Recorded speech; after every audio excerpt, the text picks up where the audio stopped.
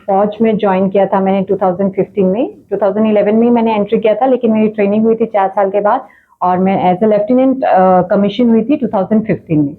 उसके बाद मैं मेजर बन गई थी और अभी मैं प्रेजेंटली मुंबई में पोस्टेड हूँ एक ट्राई सर्विसेज टीम के साथ, जो कि सर्कम नेविगेशन करने का प्लान कर रही है। और अभी हम उसी के तहत, इसी सर्कम नेविगेशन की ट्रेनिंग के तहत एक छोटा सा एक्सपीडिशन करके सक्सेसफुली इंडिया वापस आए हैं, जो मुंबई से लेके सेशल्स और सेशल से वापस मुंबई तक का एक 3600 नॉटिकल माइल्स यानी अराउंड 6,500 किलोमीटर का जो सफर था, वो हमने एक इंडिया मेड, जो इंडिया में ही बनी हुई बोट है, इंडियन आर्मी सेलिंग वेसल त्रिवेणी के ऊपर तय किया है हमारी एक टीम ने। और जिसको कंप्लीट करने के लिए हमें 55 दिन लगे हैं।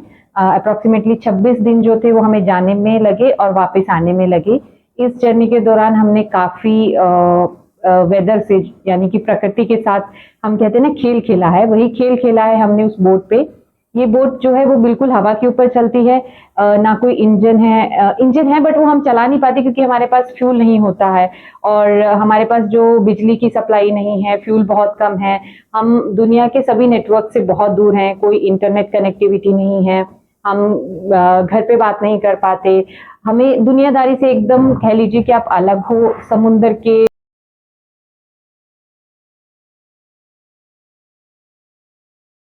बहुत बीचों बीच हो और कह लीजिए कि जमीन जो है वो हमें दूर दूर तक कहीं नहीं दिखाई देती। जमीन छोड़िए, कोई और जहाज भी कभी कभी 4-5 दिन तक कोई नहीं दिखाई देता। आप सिर्फ 6 जो लड़कियां हैं उस बोट पे अकेली, उस प्रकृति की बाधाओं को पार करते हुए ये सफर तय करके आई हैं।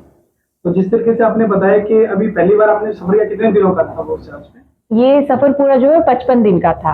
मतलब हमें लगे 26 दिन जाने में लगे और फिर वहां पे हम 2 दिन 3 दिन रुके थे, क्योंकि हमारी बोट बहुत छोटी है, उसमें आप कुछ ही दिनों का सामान लेके जा सकते हो, इससे ज्यादा नहीं।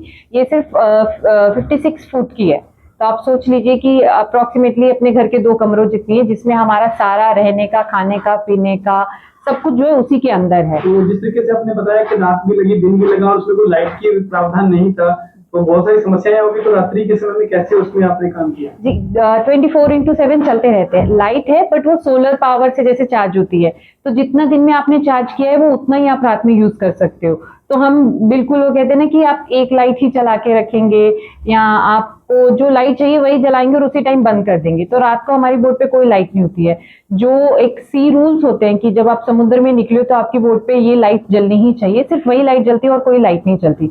हमारी बोट में कोई फैन नहीं है, कोई एसी नहीं है, ऐसा कुछ प्रावधान नहीं है कि जिससे हम बिजली यूज भी कर सके। तो जो कंडीशन है आपको उसी में जीना है।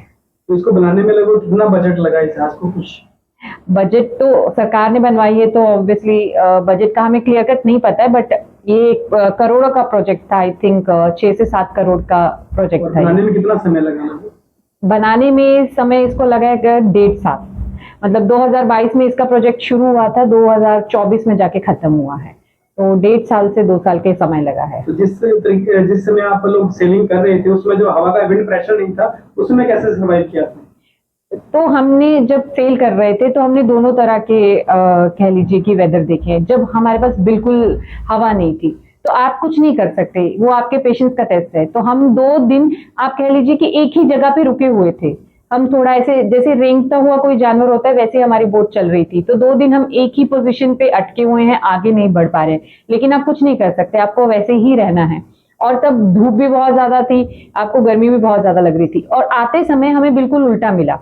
आते समय हमें 50 किलोमीटर की स्पीड पे चलती हुई विंड्स मिली और जो लहरें थी वो 5-5 मीटर की मिली। जो आपने शायद सुना भी होगा कि मई एंड में और जून स्टार्टिंग में हमारे जो वेस्ट कोस्ट है इंडिया का, कर्नाटका, केरला और मुंबई के कोस्ट में बहुत ज्यादा मानसून के रेड अलर्ट्स थे और जो वहां पे एक साइक्लोनिक एरिया डेवलप हुआ था, जिसकी वजह से तूफानी संदेश दिए जा रहे थे। तो काफी वो तूफान भी हमने फेस किया है। तो हमने दोनों तरह की चीजें, पेशेंस भी हमारे टेस्ट हुए हैं, एंड्योरेंस भी हमारी टेस्ट हुई है और हम वो दोनों चीजों को पार करके पहुंचे। अभी लगभग जो आपने यात्रा की सेलिंग की, वो किसी टेस्टिंग पीरियड के दौरान थी या कोई एक आप प्रोजेक्ट? तो ये एक हमारा खुद का टेस्ट था क्योंकि हमें इसके बाद जाना है हमारे दूसरे ओशंस में। ये तो इंडियन ओशन में ही हमने सेलिंग किया बेसिकली, इसके बाद हम जाएंगे सदर्न ओशन में, पैसिफिक ओशन में।